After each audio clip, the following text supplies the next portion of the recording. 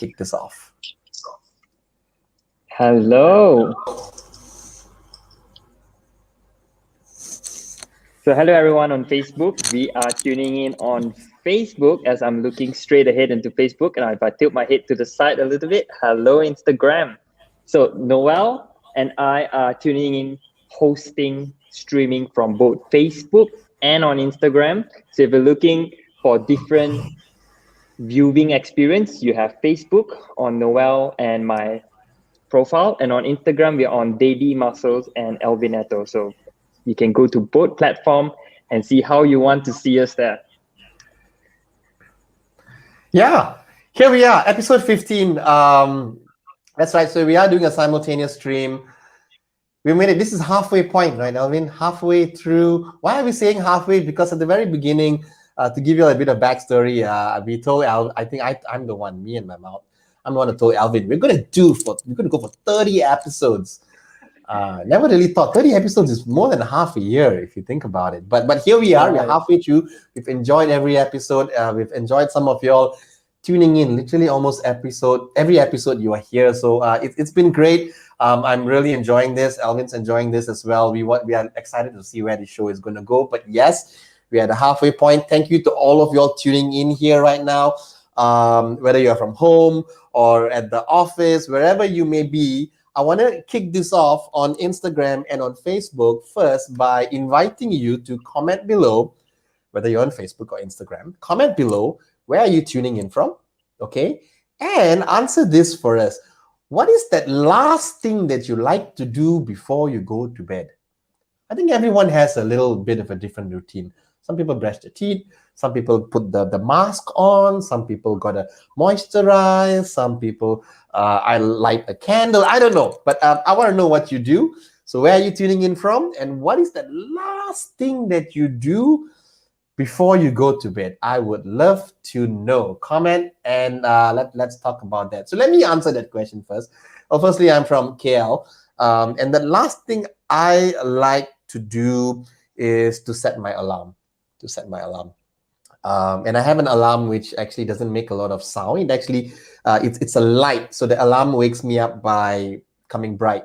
So I set it because it's a bit complicated to set, and you got to set the brightness and you're going to set the time. So it takes about a minute to set it. That's the last thing I do, because then it's lights off and then I go to bed.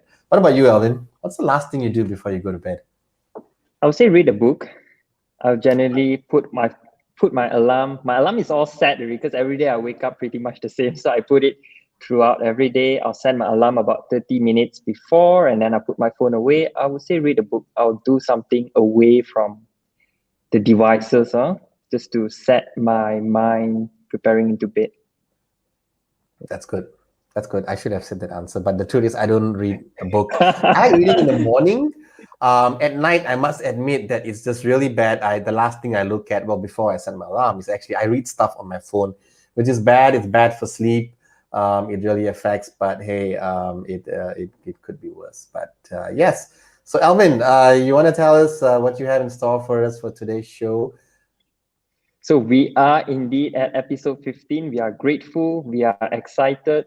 And it's very interesting that you mentioned just now, Noel, that, there's a number that came to your mind and you straight away say, 30 episode, and we were just going each week. And before we actually start this episode, I'd like to say that we are grateful. Noel and I, we communicate a lot behind the scene planning for the show. We are grateful for all of you who are on Instagram, on Facebook every Monday with us and investing your Monday night with us. We are grateful for your questions. We are grateful for your time, because as much as we are putting our hour there, we're also learning along the process, both Noel and I. We are learning how to be a host. We are learning how to be a better trainer, a better studio owner, a better person overall. So even before we dive in, I want to take episode 15. Noel and I are grateful for you. So as we start episode 15, do know that this episode is for you. If you have any questions, we invite you to post your questions on Facebook. Just comment them below. I'll bring that up. If you're on Instagram, just write your question and Noel will quickly pick it up and we will dive into those questions. That's right, because this is a Q&A, and we have some stuff that we want to share. We have a little bit of a show and tell for you. We have a few things that we have prepared. But it is still a live show. That means you guys get to kind of script how it runs to a certain extent, because we have segments where we're going to answer your questions. We already had some questions come in throughout the week, but we're still taking in more questions. If you're on Instagram, if you're on Facebook, like Alvin said, comment right there. But on Instagram, the best place to do it is to comment on the little question mark icon that you see.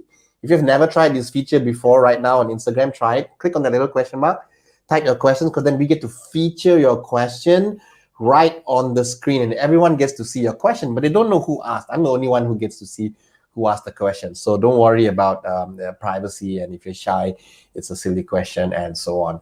So let me just start by telling everybody also what happened yesterday, right? So last week, if you tuned in, Alvin was giving us a little bit of a review of how he's feeling, his experience getting his first shot of the vaccine here in Malaysia. Things are slowly picking up, so more and more Malaysians are getting vaccinated.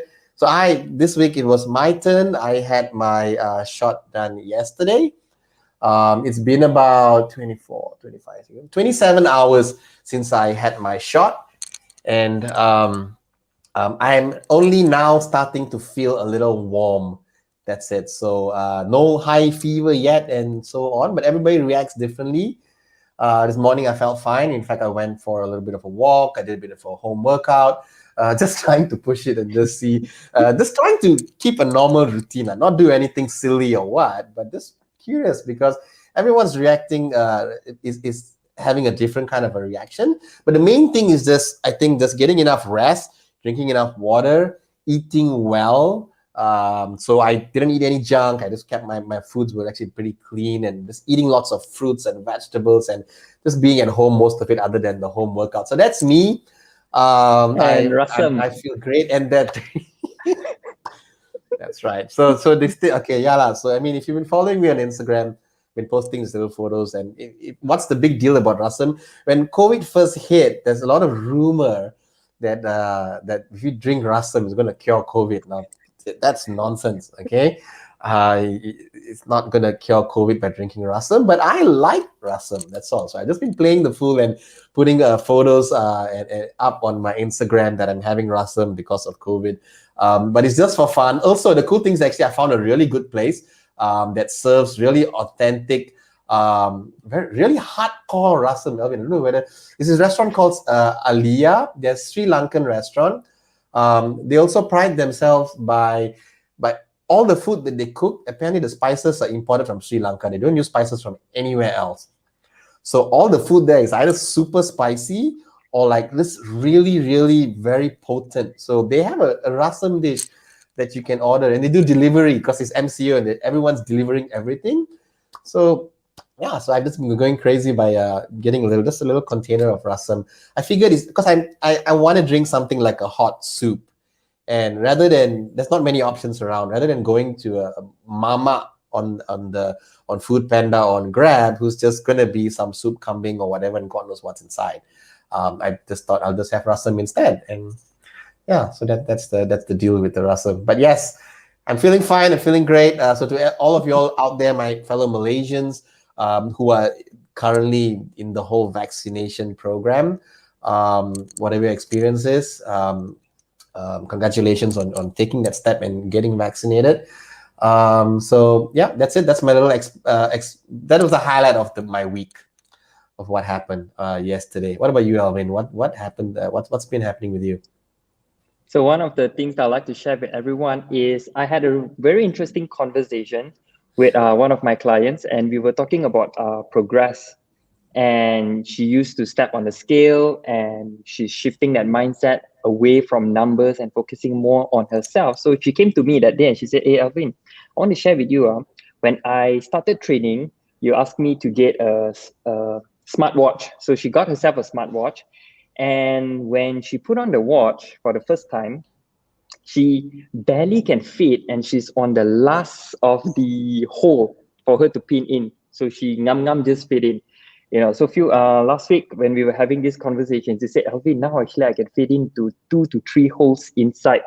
So wow. Basically the watch loose already, So that struck me because just by her focusing on what she needs to do daily and shifting her thoughts and energy and focus away from the weight, skills, and the numbers, her body transforms physically, mentally, emotionally, and without her realizing that she actually lost weight. Of course, that's why she can fit into her watch, 2 to 3 holes, and she's just so proud. She's so proud. And then when I said, what is one thing that you learn, and she lists down all the actions that she start doing, she start transforming her life. So I just find that so inspiring, and I want to share it everyone here today. It's not the numbers, it's not so much on the numbers, on the skills. In the end of the day, it's what you learn in the journey, how you feel, and what you have become. So just like this client of mine, what she becomes at the end of the day, so are you. And that's great. How long did she take for that journey, Alvin? It wasn't in a month, right? Or it took a while. How long was it? It took a while. I would say 3 to 4 months. There you go. And that's a huge lesson there as well, because many people start something and they get disappointed in 3 weeks. Right? Yeah. So hats off to the people who make it past the 1 month, 2 month, 3 month, 4 month mark. So if you're listening to this video right now, whether it's a replay or live, and you're thinking that, wow, what an awesome story, and you're thinking that, how come I don't see results like this? You just need to hang on a little bit longer. Things take time. Things take time. Stick with it, and you will have your own success story like that. So awesome. Thank you for sharing that, actually, Alvin. I have someone on Instagram asking something, so I'm just gonna design as you're saying. Can you please give you some advice on nutrition? Sure, but what's the question? So if you could comment your question below, I'll be happy to answer that. Hello, Gerald. Hello, Q Fitness Coach. Lots going on Instagram. Some action happening on Facebook as well. Do you have a question, Alvin? Otherwise, I do have a question on Instagram. I'm just going to put it up here. Okay, the question is, it might need some clarification. Design S is saying, I'm struggling with portion control, have been for years. Okay, so that is the question. I would love to have a little bit more clarification as well, like what exactly is it that you're struggling? Where are you stuck in this whole portion control question? But I'm going to take a guess, because I think I kind of know what you're asking. You're struggling with portion control, meaning that you can't stick to the portions that you feel you need to stick, and therefore not seeing results. My guess is also that you probably have a fat loss or weight loss goal. If my guess is right, if you could just comment so I know I'm in the right direction. But generally, here's the thing about portion control. I'm a big fan of portion control. That means instead of weighing every single thing that you eat, for many people, it's actually much more easier to focus on portions. Now, portions also, it can be confusing, because if you're still referring to the 10 years ago food pyramid that came out, where it shows you like numbers, 8 to 16 portions of bread. Like what is a portion? It's not descriptive.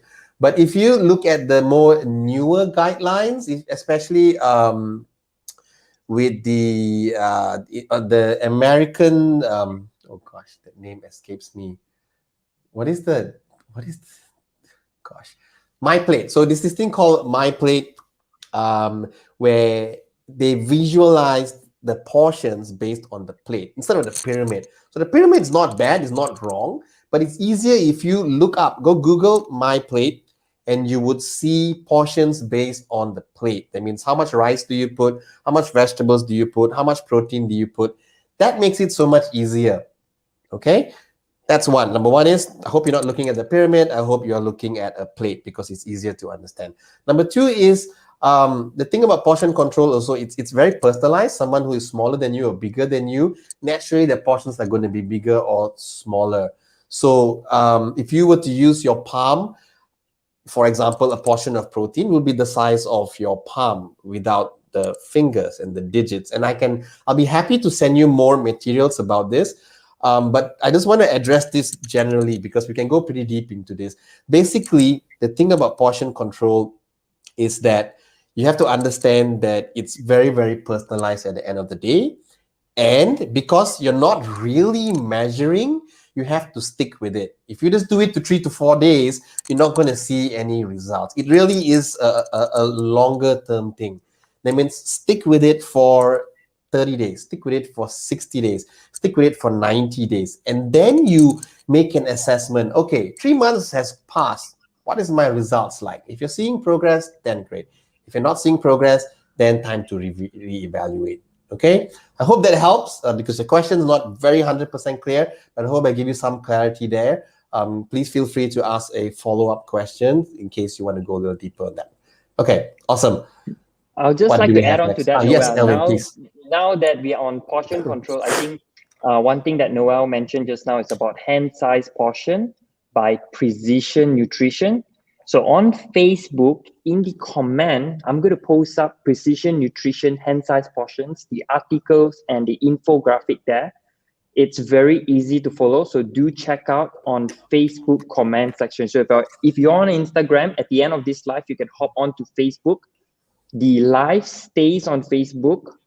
The resources, the links, the videos, Noel and I are going to post in the comment section. So it stays with the live. So you can always refer back there to all the resources.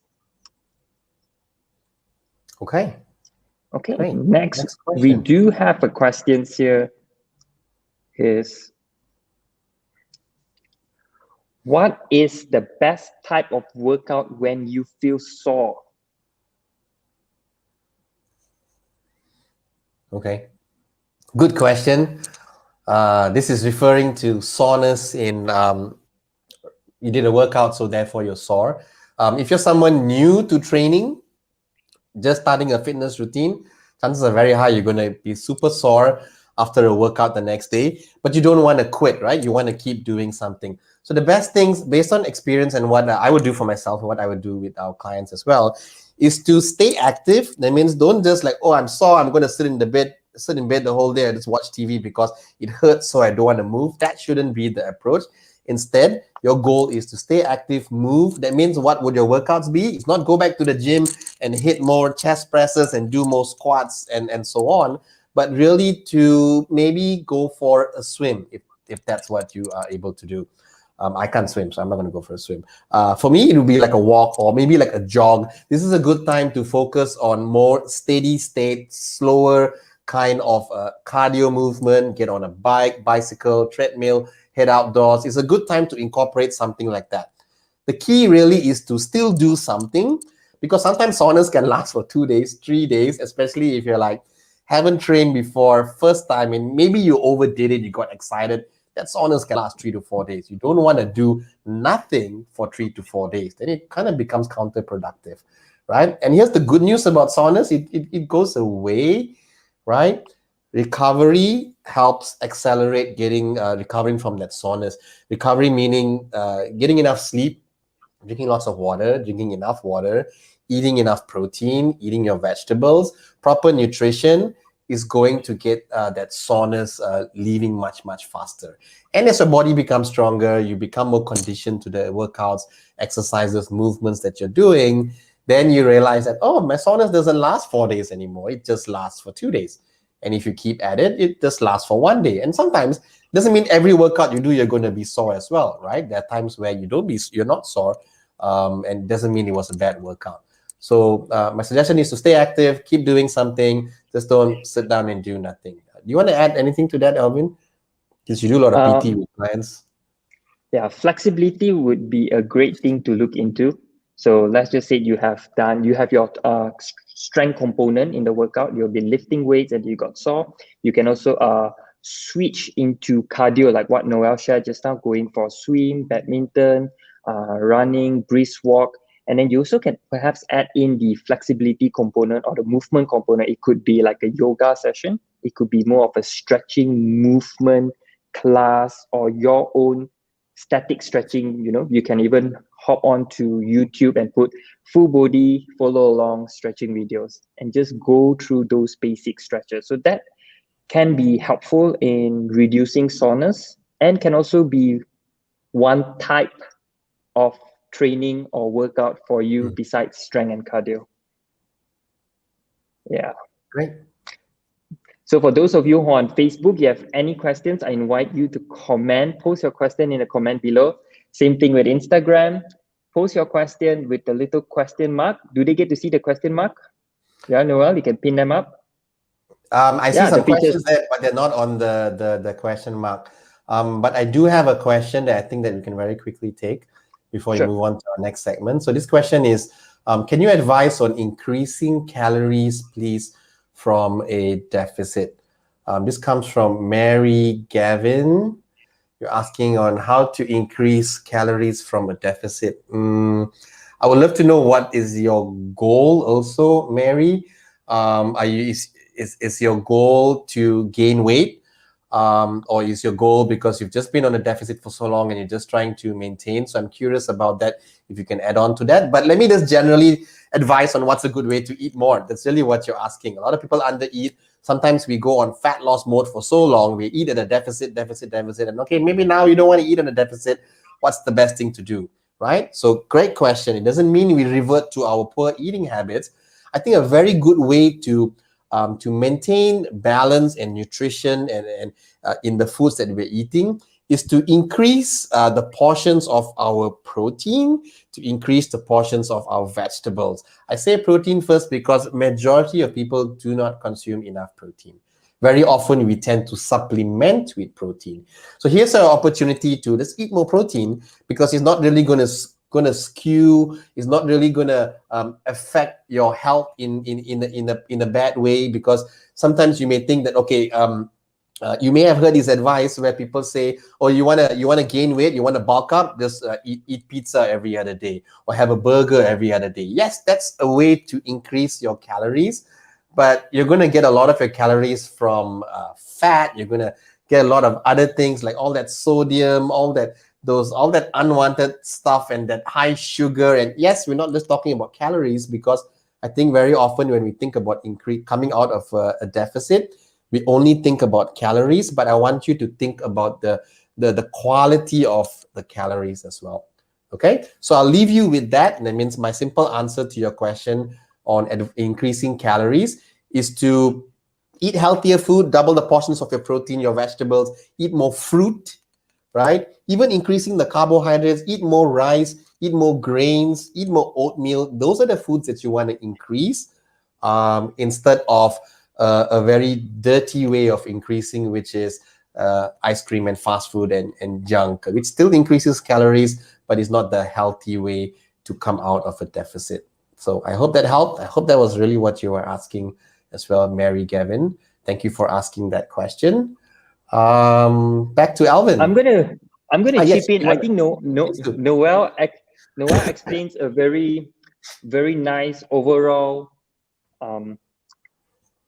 explanation of increasing calories from deficit, and we do want to increase our calories and not be on deficit all the time. Oftentimes when we're on weight loss and fat loss, my client would think that, okay, Alvin, I'm going to eat in a calorie deficit for a year, and that's not the case. I would have them to go through perhaps 3 months of deficit and then 2 weeks of putting them back to calorie maintenance, or some of them may even eat in a calorie surplus, and then we fine tune back down. So that is the most sustainable and most effective way of approaching nutrition for fat loss. Okay, and upon on Noel's reply, I would just like to say we can look into high calories, nutrients dense food, like what if Noel have said. We're talking about all the proteins, carbs, and healthy fats. So some of the foods that are healthy, but they tend to be on the higher calories, like peanut butter, natural peanut butter, avocados, milks. These have lots of nutrients, but tend to be on a higher calories. So Mary, you can consume more of these food that are going to give you all the nutrients. At the same time, there tend to be higher calories that would increase your calories from calorie deficit. So I'm going to put a link to a list of high calories, nutrients, dense food on Facebook in the comment section below. So do remember to check that out. All right. Awesome. Moving on to our next segment. So our next segment, show and tell. Show and tell. Great. Let me start first. Go ahead, Noel. Okay, because I think you always start first, so let's switch things up. You're really excited. No, actually not really. No. You know why I want to start first? I want to save yours, because you always have really awesome show and tell. So I'm like, okay, wait, save yours. Save the best for last, okay? Mine's not that exciting, but it's exciting for me today because I picked up an old book, which this is about, I think about 4 or 5 years old. It's called The Perfect Day Formula. I hope you can see it. My Facebook friends, can you see it? Yeah, you can. Yeah. Okay. Perfect Day Formula. Nothing to do with nutrition. It's nothing to do with workouts, but it's really to do with how to have a perfect day. If you're wondering, like, what is a perfect day? A perfect day is when everything goes perfect, right? We've all had perfect days. We all have. I want you all to just think back. Was there a day where you woke up early, suddenly you felt motivated, you went and you did a run in the morning, you came back, had your breakfast, and then you wrote a very productive email, then you had a productive meeting. Everything worked so well. You left the office on time, came back home, dinner was ready, you had time with your family, everything worked well, right? And then the next day, it doesn't happen again. It happens only once, right? So if you put systems in place and if you deliberately and intentionally plan what needs to happen, you can actually make every day a good day. And excuse me. And it's a big deal because a lot of us struggle. I work with a lot of clients who struggle with no time to work out, no time to eat healthy, no time to, they're always stressed. So the secret to that really, if you have more structure in your day, finding time to work out, finding time to do all the things you want becomes much easier. And the reason why I bring this up is because no one talks about these things. They don't teach you in school how to have a good day, how to plan your day. Who teaches you these things? Don't. We wake up and we let life happen to us. That's really what all of us do. So this book gives you a very structured way to do it. There's a lot of worksheets inside that helps you plan, gives you a lot of real examples. It's really an eye-opener. And the cool thing, why I wanted to share with you all with this as well, because this book is about 4 to 5 years old. Less than a year ago, the author wrote a newer version called The Perfect Week Formula, and he actually gave the book away for free. So I have the link where you can give it for free. There's nothing illegal. He gives it for you to download for free. You don't even have to leave your name or email address. You go to the link, download it. It's about 80 pages. It's a revised version of this. And I want to give it to you because he did the giveaway about a few months ago, and it may not have reached you. So I will go back to the Facebook post where this Facebook Live is, and I will leave that link there, and you can all go and download. It's a full book. There's even an audio book if you don't want to read it, and it's free. Okay, so I found this book to be very useful. A lot of my clients find this very useful to get back time into their day to do all the things that they love. And I just wanted to share that with you. So that's my show and tell today. I'm still reading through the book again. And I actually have an autograph copy. There you go. You see that? Great. Awesome. Now over to you, Alvin. Alvin's got something awesome as usual. Last week he had a painting. Let's see what he's going to have for us this week. So this week there is no painting. Now what I have maybe totally opposite. I have cookies with me.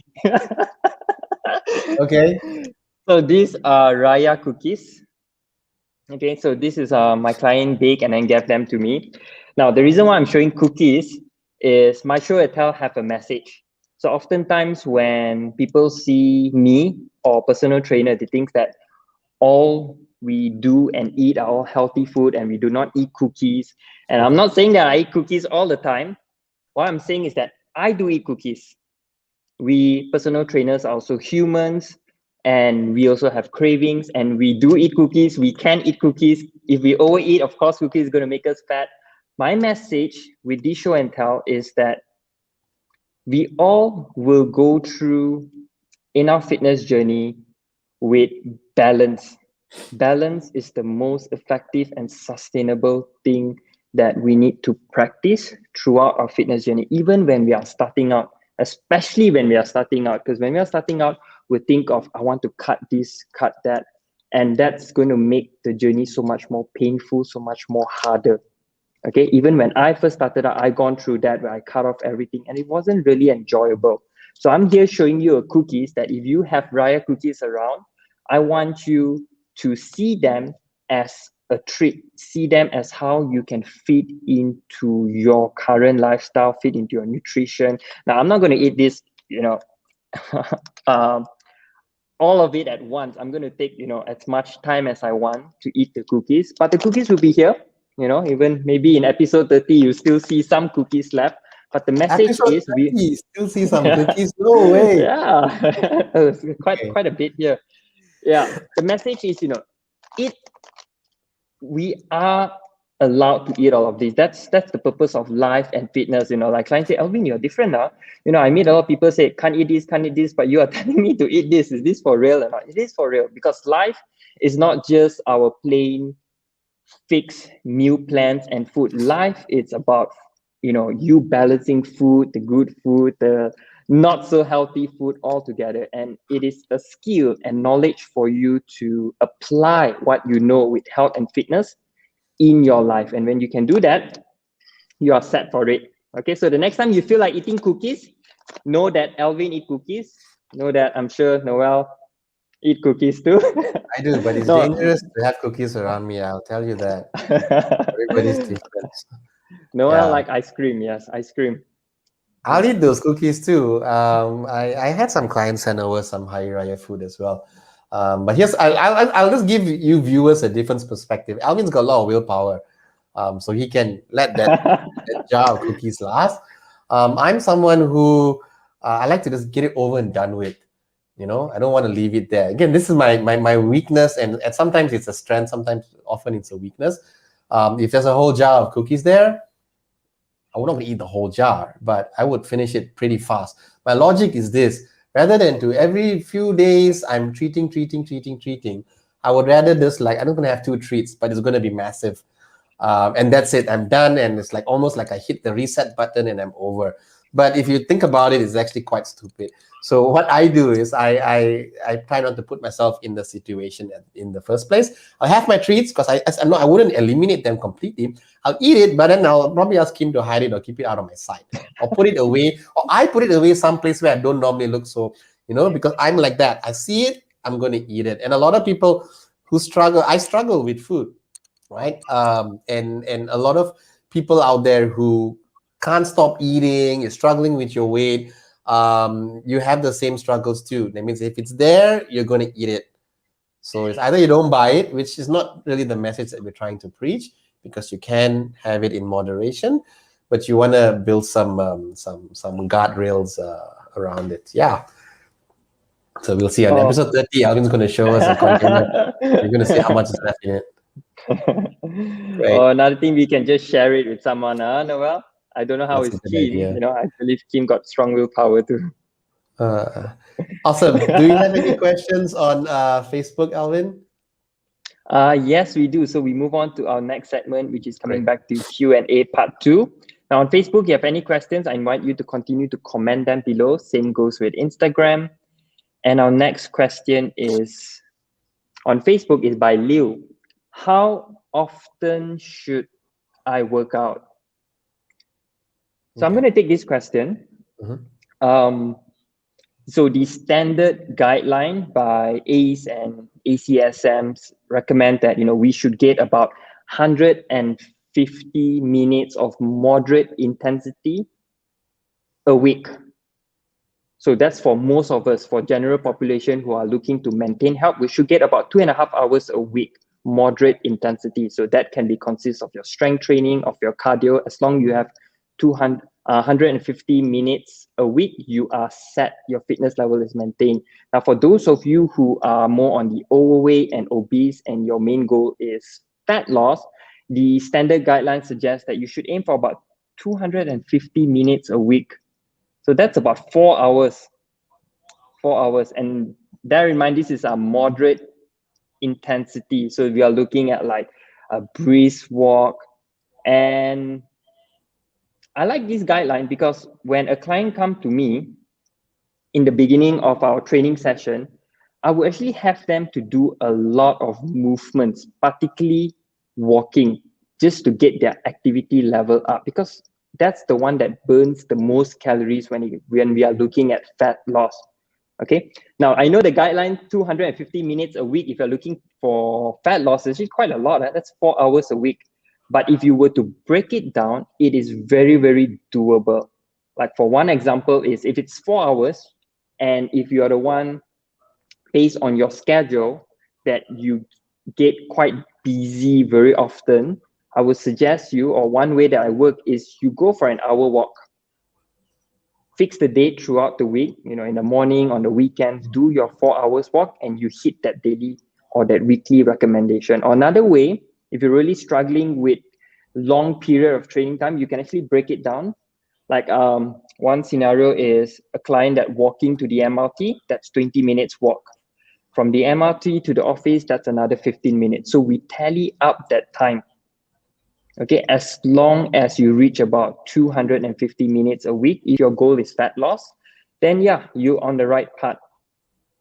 Okay, so for those of you who are watching this, how often should you work out? Moderate intensity, 150 minutes. And if you're looking at fat loss, 250 minutes. So if you really stick to this guideline and do them consistently, it really does wonder, because the more you move, the more calories you're going to burn. Yeah, so those are those guidelines that are really, really effective. Great. And I'm glad you bring up the guidelines, Alvin, because this is research based. Also, very often people think that even 3 hours of exercise a week, they think it's over exercising. I've spoken to people who, especially if you're currently sedentary, you don't train at all. Sometimes people tell you these things, family tells you things like, oh, are you sure you're not overdoing it, right? So where is the line? What is overdoing? So the guidelines tell you that 250 minutes, which is about 4 hours, is actually not overdoing it. 4 hours is actually not overdoing it. So put that into perspective, because some of you all are training only 3 times per week and you think you're overdoing it. You may feel like it's too much, especially if you're new, but know that it is completely safe.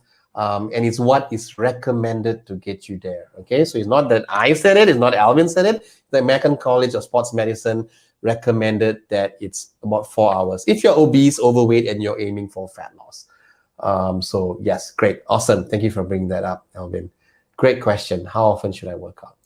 Awesome. To my friends on Instagram, we still have time. The show, we have about 20 minutes left in the show. Click on that little question mark that you see on Instagram Live at the bottom. Comment your question there, and then it pops up for me in a little red notification. And I get to feature your question. And if you're watching on Facebook as well, you got a question for me, question for Alvin, whether it's fitness, nutrition.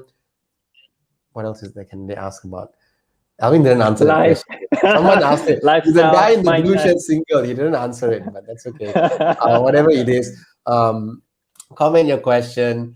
We still have a couple of questions that came in earlier. We're just keeping that to see whether we have questions coming here as well. Awesome. So on Facebook here, we do have a question for you, Noel. This is specifically for Noel. Noel, how should I approach my workouts with a plan or do random exercise? Great question. I think that it's always good to have a plan, right? So that you don't waste your time trying to figure things out. And one reason why I think it's very important to have a plan when it's coming to movement, strength training, is because you want, as your body adapts, you want to keep progressing. So if you always go to the gym and you do random stuff, how do you really keep an eye on things, correct? So for example, if you have a program where you're going to focus on 5 movements, you're going to focus on an overhead press, you're going to focus on squats, you're going to focus on lunges, then the next week you go back on the certain days, you're going to do the same movements, but you're going to progressively increase the load, the weight maybe. Maybe the next week you're going to play around with the rest periods, right? And you can only do that if you actually have a plan. If you always show up to the gym and you're like, what should I do today? Then it becomes really random. But does it mean that you can't show up to the gym unless you have a plan? No, of course you can. You can. There may be days where you feel like, I don't want to stick to this routine. I just want to go and do something else. Great. By all means, go ahead. But you should overall always have a plan and not just have it very randomly. And if you've never had a plan before and you've always gone to the gym and just done random stuff, it's not bad because you're still training, you're still moving, you're still getting stronger, you're still improving yourself. But if you had a plan, chances are you could be seeing better results. There's many ways you can get a plan from. You could look up, there's so many free plans available. You can Google plans based on your goals. You can also work with a personal trainer. You can hire a coach who can customize and write a plan for you as well. I think that's a really, really efficient way where you actually go hire a coach and your coach comes up based on your goals, based on your timing, based on what's available to you, a plan that you can stick to. And a plan, just because it's a plan, I will end the question with this. Just because it's a plan doesn't mean it has to be complicated. A plan is just some sort of structure that's going to keep you continuously progressing. So to answer the question, should I approach my workouts with a plan? Yes, always a good idea to have a plan. I think with most things in life, it's always a good idea to have a plan. We actually have a plan for this show. We actually have an agenda scripted out. Could be random, but it would not be as structured. So always have a plan. So I hope I answered that question. Great question. Yes.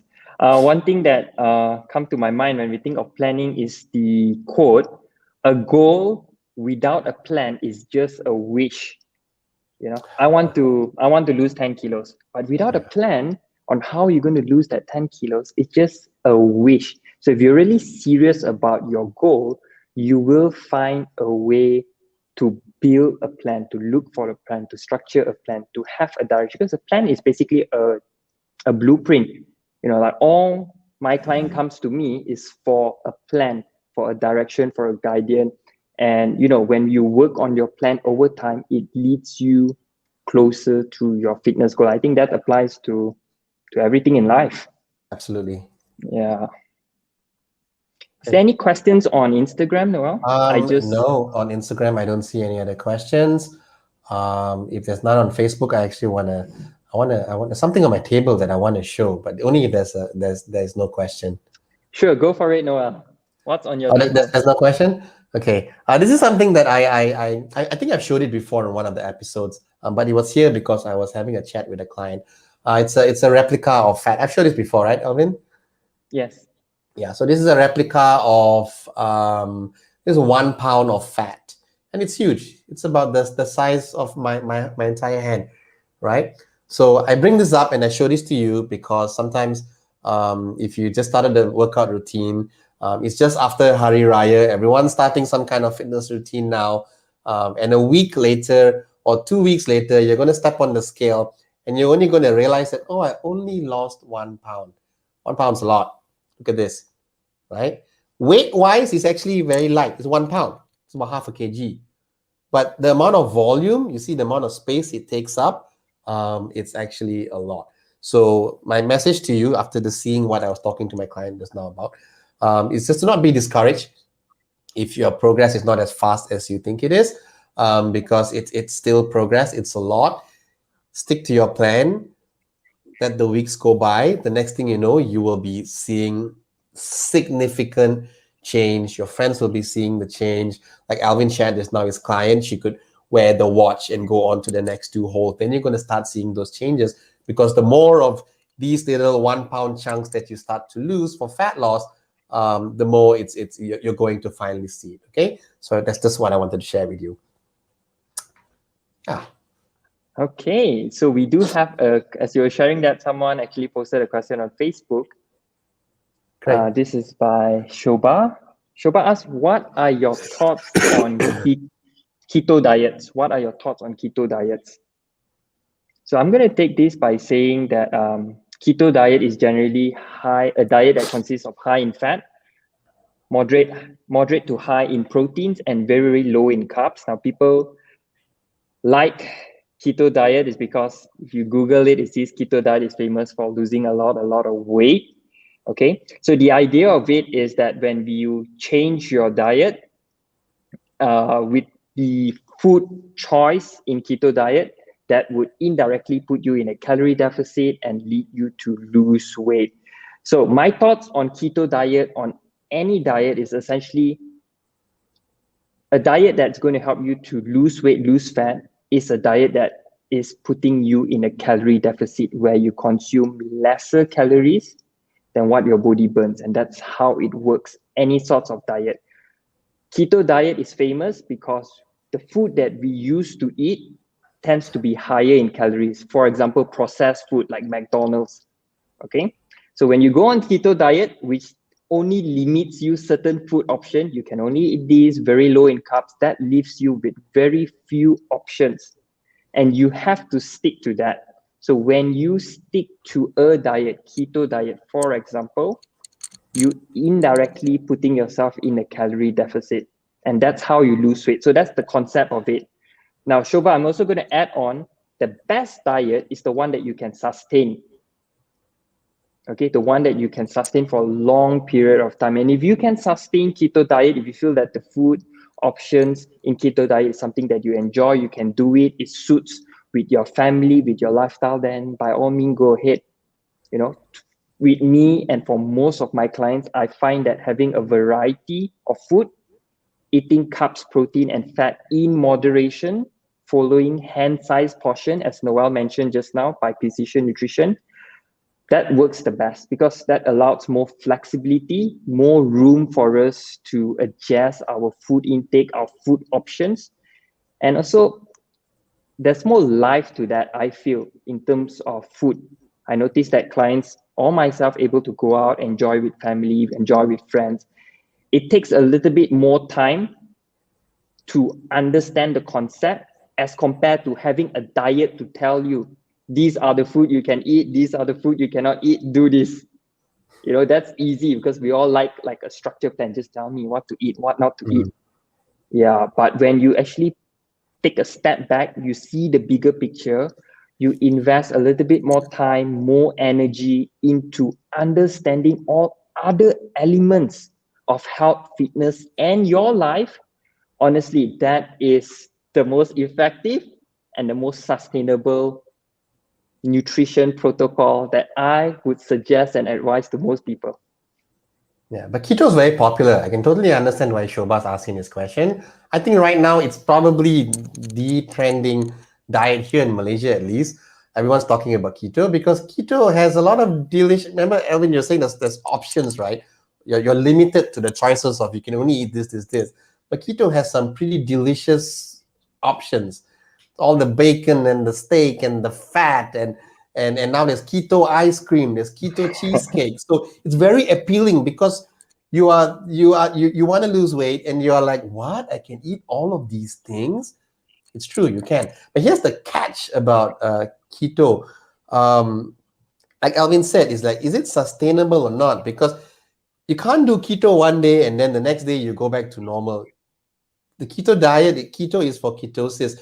That means you need to cut the carbs out, not just for a day or two. I believe it takes like 10, 12 days for you to reach that state where your body starts to now, it kind of shifts its fuel source so that you're burning fat instead of the carb. And that process doesn't happen in like 2 days. Your breath starts to stink. You need to take those keto strips. You need to pee on the strips, and then you know whether you're in ketosis or not. And when you're in that ketosis state, then you need to stay in that state by continuing to eat that way.